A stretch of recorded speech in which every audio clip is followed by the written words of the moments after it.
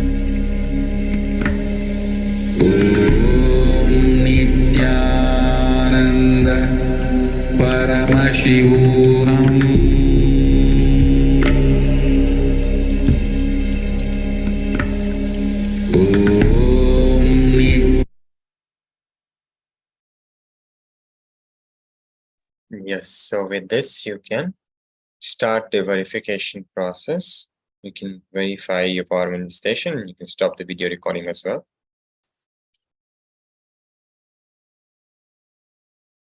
Then you can head to KAILASA's Association Channel Paramashivam Facebook page.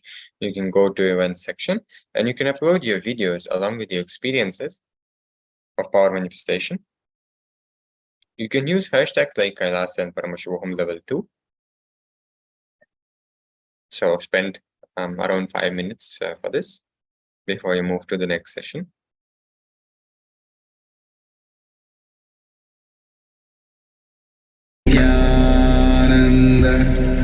Paramashivoham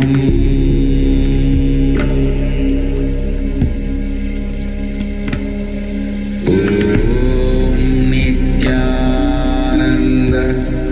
Paramashivoham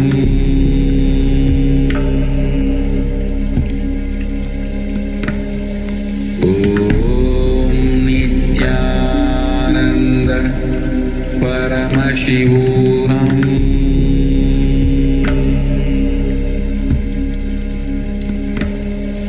Paramashivoham Om Nithyananda Paramashivoham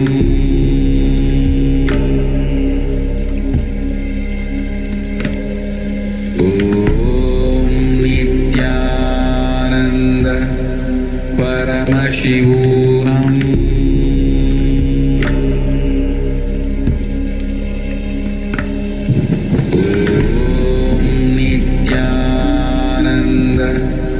Paramashivoham Om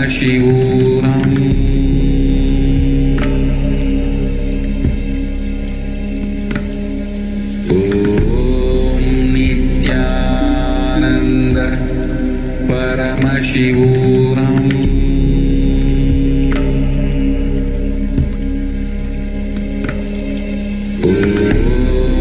Nithyananda Paramashivoham Paramashivoham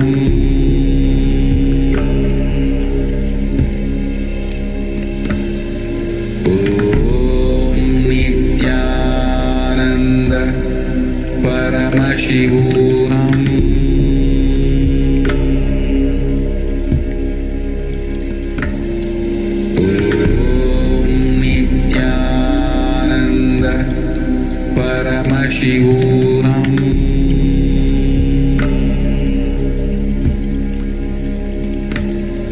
Om Nithyananda Paramashivoham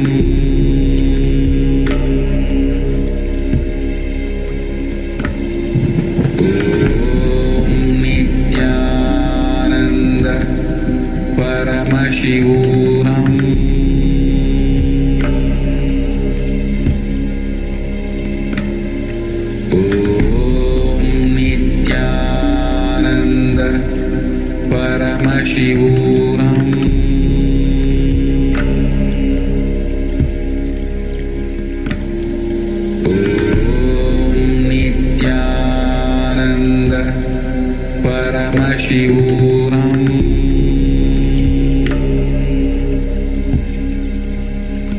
Paramashivoham Om Nithyananda Paramashivoham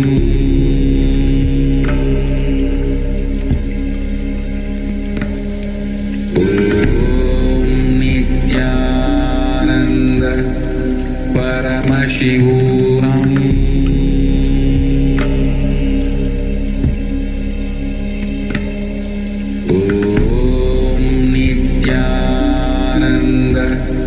Paramashivoham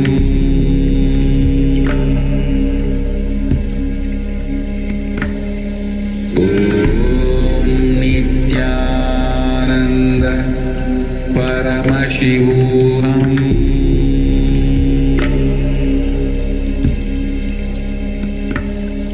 Om Nithyananda Paramashivoham.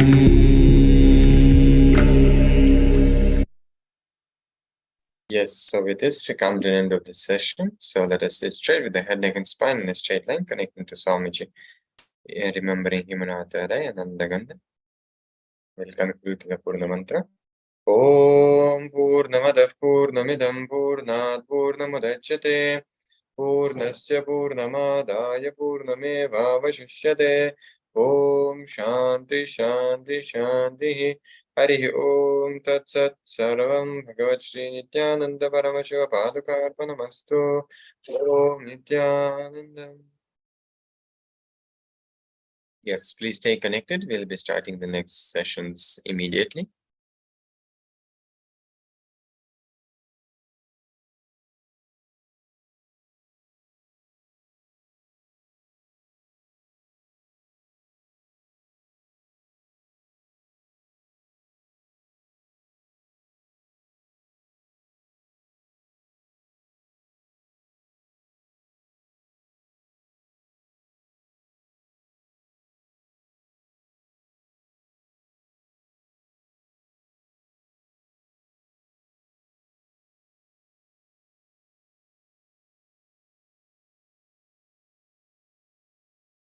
Yes.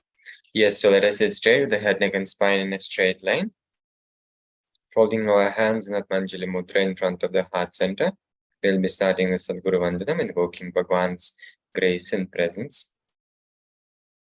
Nithyanandam Paramasukadam Kevalam Jnanamurtim Dvandvatitam Gagana Sadrusham Tattvamasya Dilaksham Ekam Nityam Vimalamachalam Sarvadi Sakshi Bhutam Pavatitam Trigunarahitam Sadgurum Tam Namami.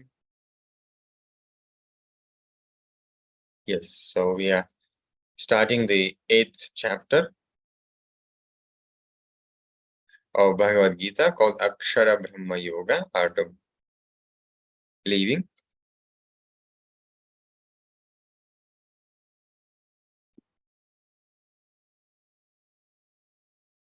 So here Bhagavan is revealing the beautiful truth that your last memory follows you in next birth. When we understand how we assume body, we will know how to leave it. We create our whole body out of fear, greed, guilt, and our engraved memories, called the root thought patterns or samskaras, to work them out, experience them, and enjoy them. The problem is that after coming down, we forget what we came down for. The samskaras and desires that we brought to live out incomplete. Instead, we accumulated desires from others in society and work out their desires in our life. When we live out others' desires in our life, we feel deeply discontented, deeply incomplete, because the energy that we brought with us will become insufficient.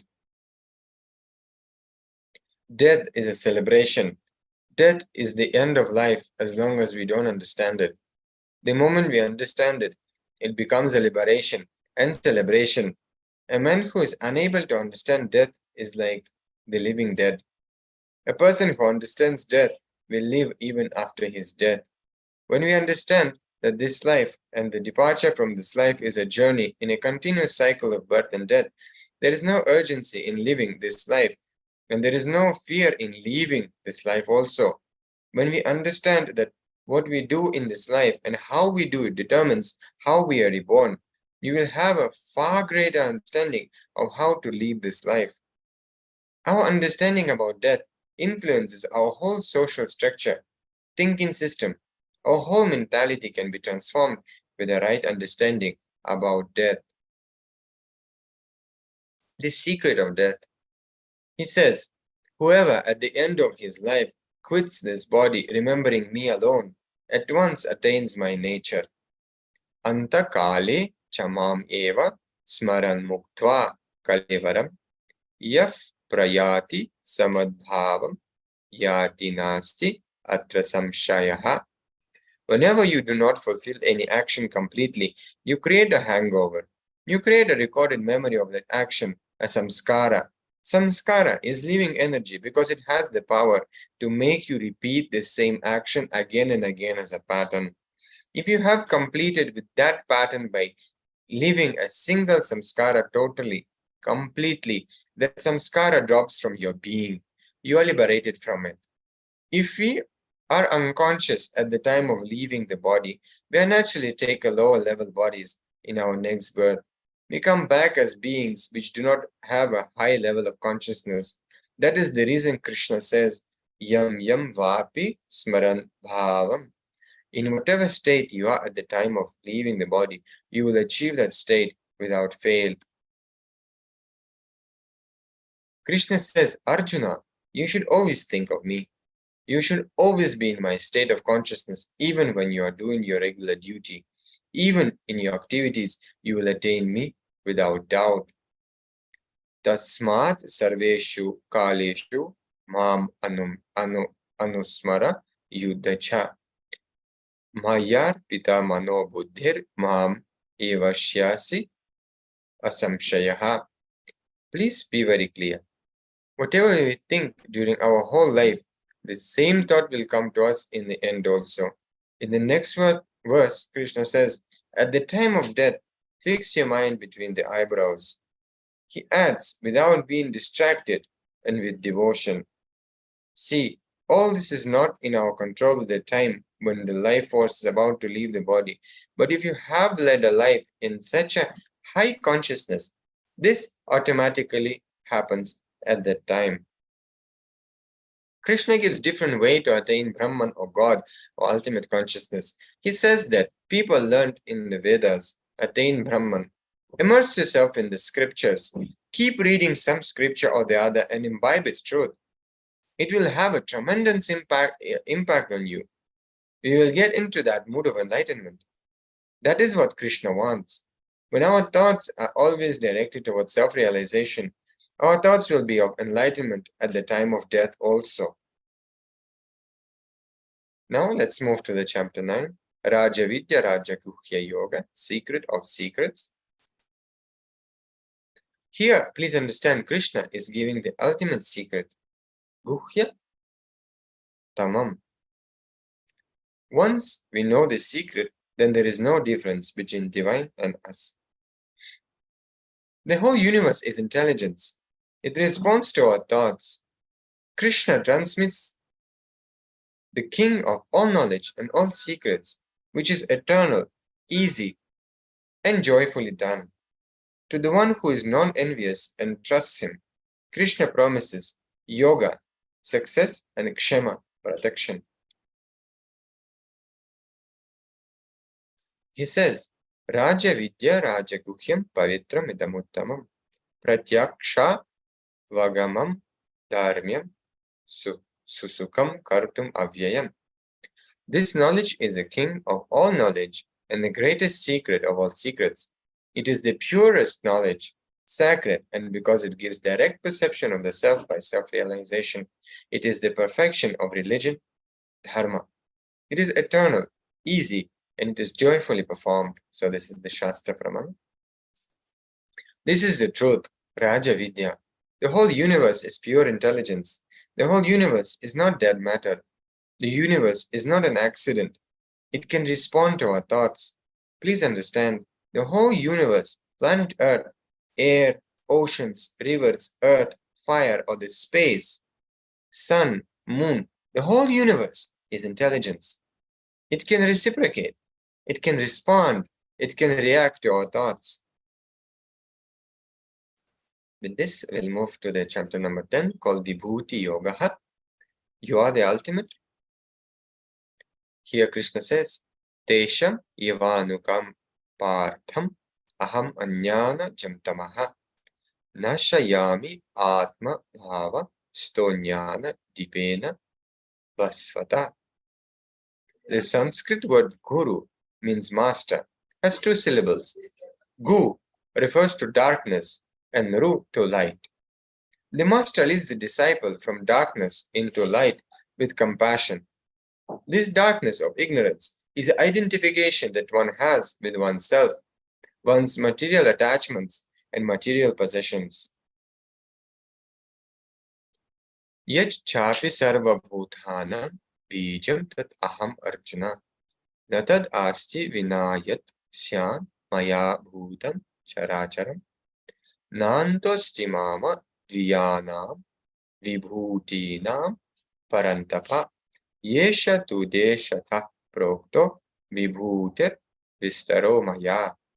Whenever I have said, whatever I have said, whatever more I can say, will only be a drop in the ocean, a small fragment of what I am. There is nothing that is not me, nothing that can exist outside of me, and nothing that has not been created from and by me. And there is a verse from Anugita, Nachaham tanmaya bhuyastataha bhaktam asheshata paramhi brahmarati yoga yuktena tanmayaha. Krishna says, Arjuna, I can't give the teachings in that high spiritual eternal consciousness.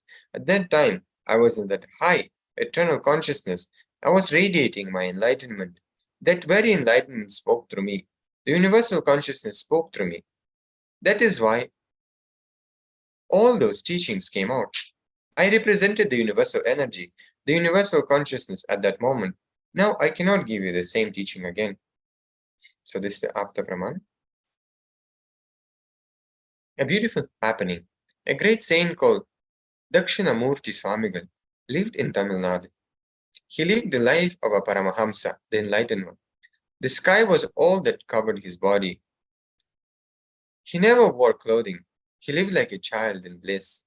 One day a king came to meet him. Swami was sitting under a big tree, meditating blissfully. The king expected Swami to stand up and receive him with respect. Swami, however, did not bother. The king egoistically said, "What? You are an ordinary beggar. I am a king. Don't you know how to respect me?" The Swami laughed and said, "Actually, you are a beggar. You are begging respect from me. If you respect it, only when somebody gives you respect. However, I don't feel respected when somebody gives me respect, nor do I feel disrespected when somebody doesn't give me respect. Whether somebody respects me or not, it is not in any way related to my consciousness. I do not ask you why you are not respecting me." Then he continued, "Your personality, your ego, could be shaken if your army and all your ministers leave you. O king, your being is dependent upon somebody else."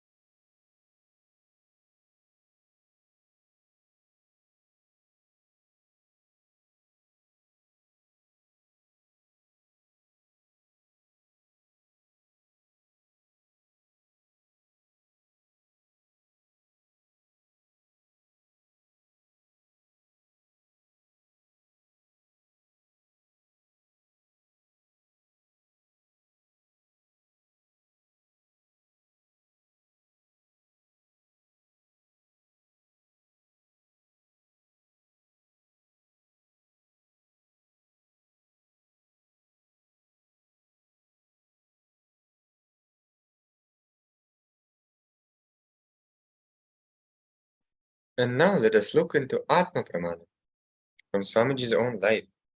He says, "Continuously I receive emails from all over the world. Swamiji, you gave me darshan, vision, and removed my sufferings. Swamiji, you appeared in front of me and answered my question." Then they ask, "Swamiji, are you aware of the times when you appear and give darshan to us?" Now let me tell you clearly. Honestly, I do not know when the darshan is happening. Let me break the business secret. Let me tell the whole truth as it is.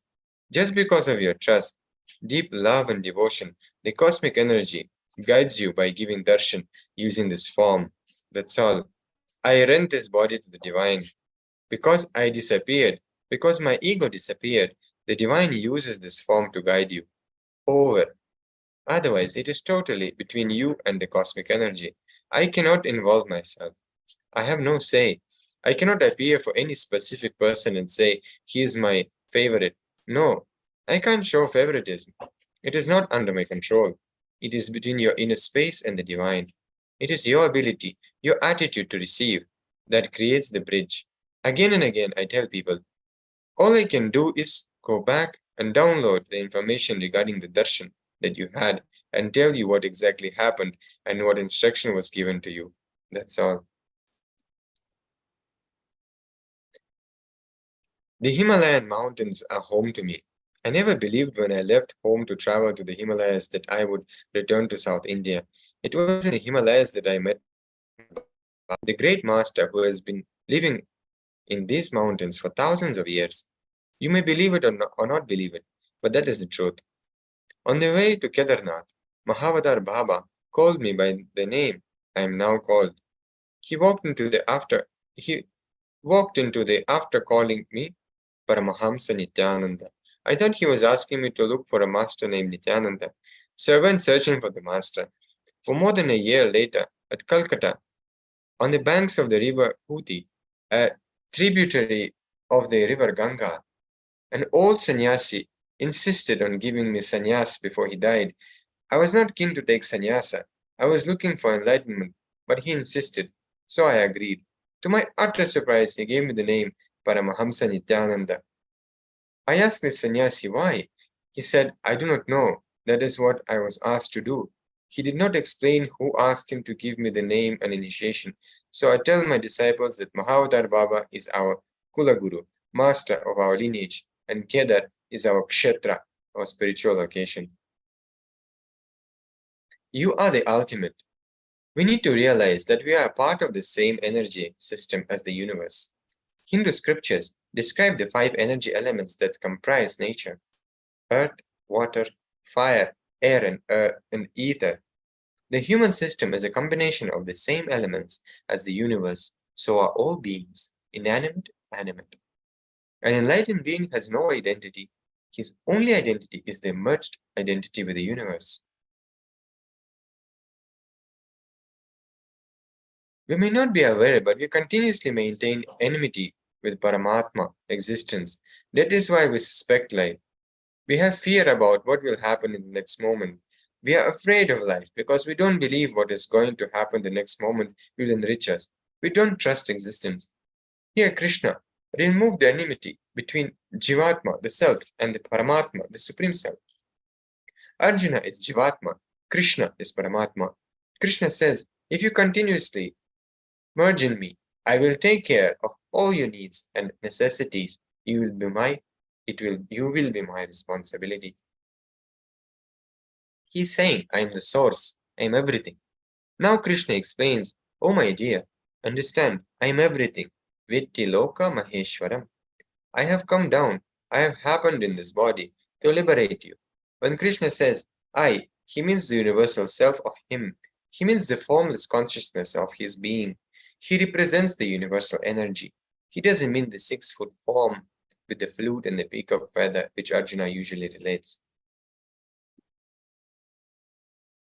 He says, I create you.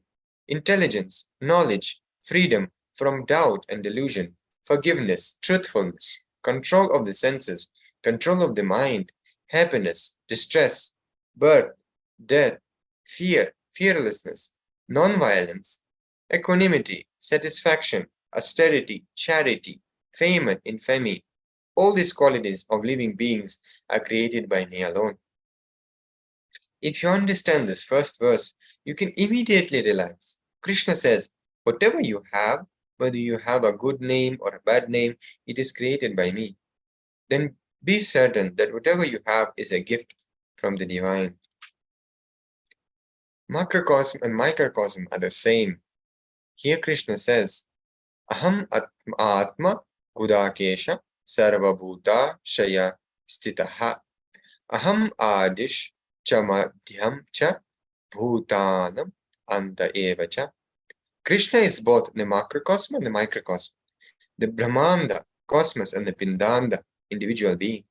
His energy permeates all living and non-living entities, and he decides upon their nature. Krishna declares that he is everything that really matters. Krishna says that he is the ultimate consciousness in all beings, and he is the beginning, middle, and the end of all beings. He declares that he pervades the entire space and time and beyond. Now let us do the exercise. We write down all the instances when you felt life is unfair and injustice, cruel, God doesn't exist. So all these ideas you'll be writing for 5 minutes. Then next one, visualize you already have all that you wanted. Life is fair. It's greatest blessing. Then third one, what you're holding to be away from the reality that life is just is a completing me because it is complete as a whole and God exists. Why you decided to hold this? So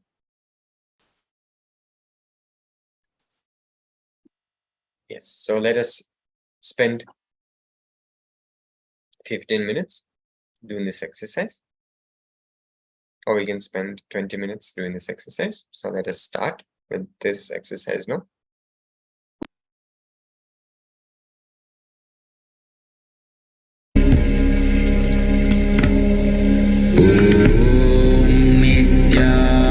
Nithyananda Paramashivoham.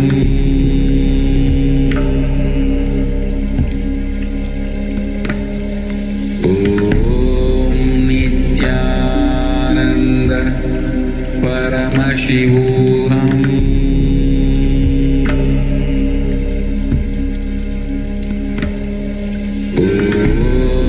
Nithyananda Paramashivoham.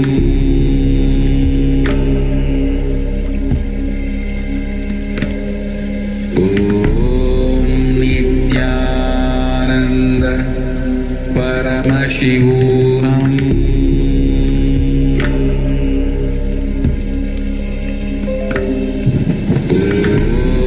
Nithyananda Paramashivoham.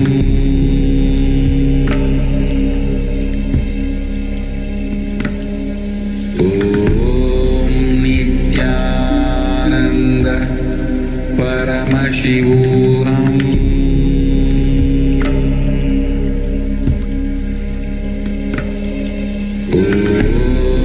Nithyananda Paramashivoham. Nithyananda Paramashivoham.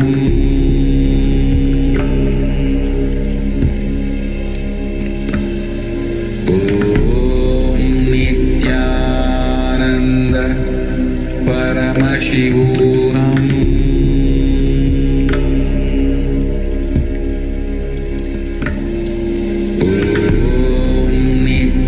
Nithyananda Paramashivoham.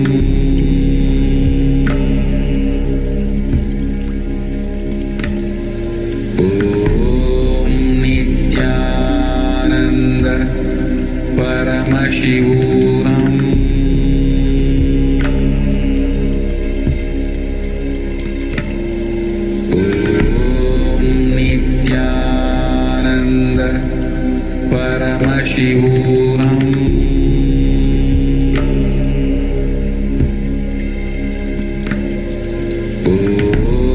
Nithyananda Paramashivoham.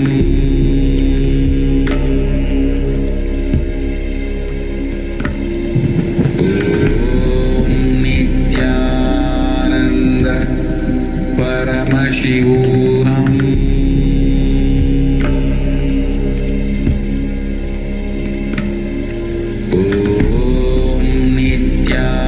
Nithyananda Paramashivoham.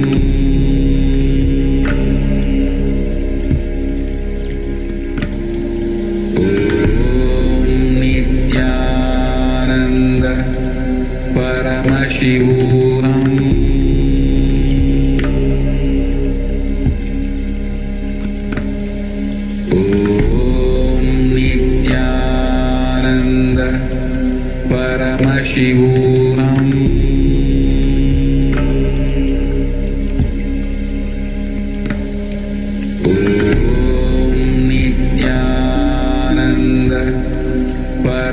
Paramashivoham.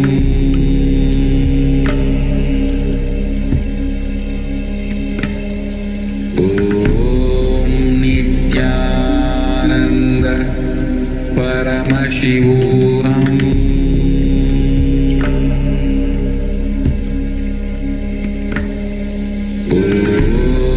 Nithyananda Paramashivoham.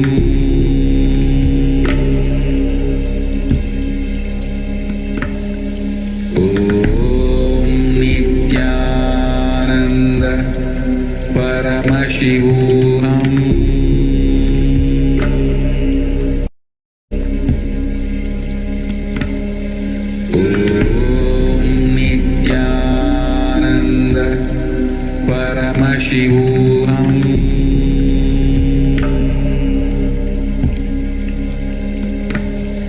Om Nithyananda Paramashivoham.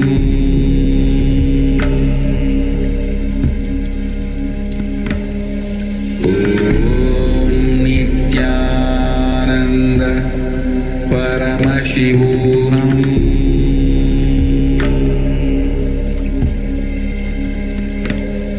Om Nithyananda Paramashivoham.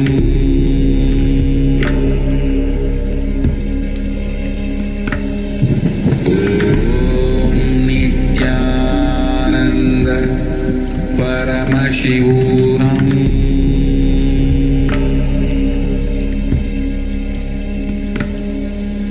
Om Nithyananda Paramashivoham.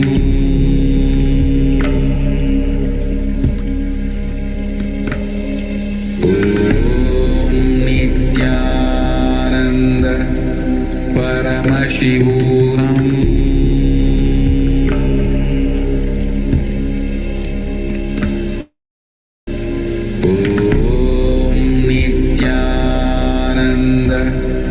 Paramashivoham.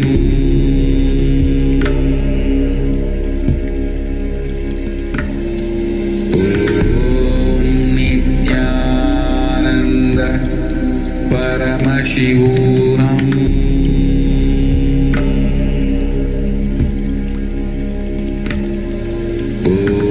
Om Nithyananda Paramashivoham.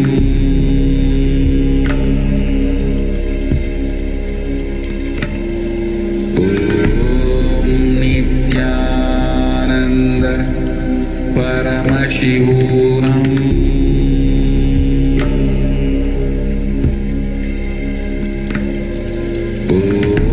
Om Nithyananda Paramashivoham. Om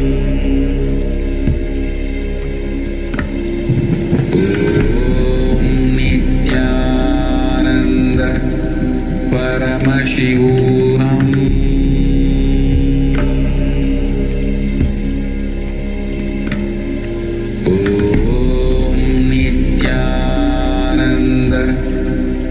Paramashivoham.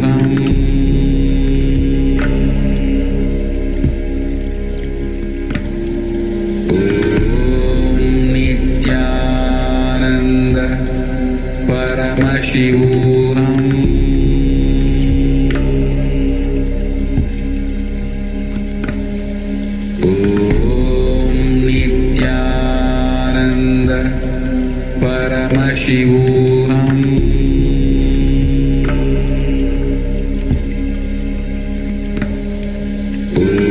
Om Nithyananda Paramashivoham.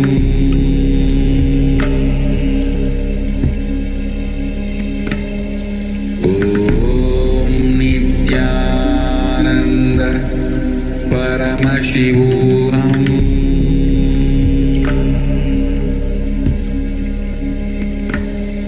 Om Nithyananda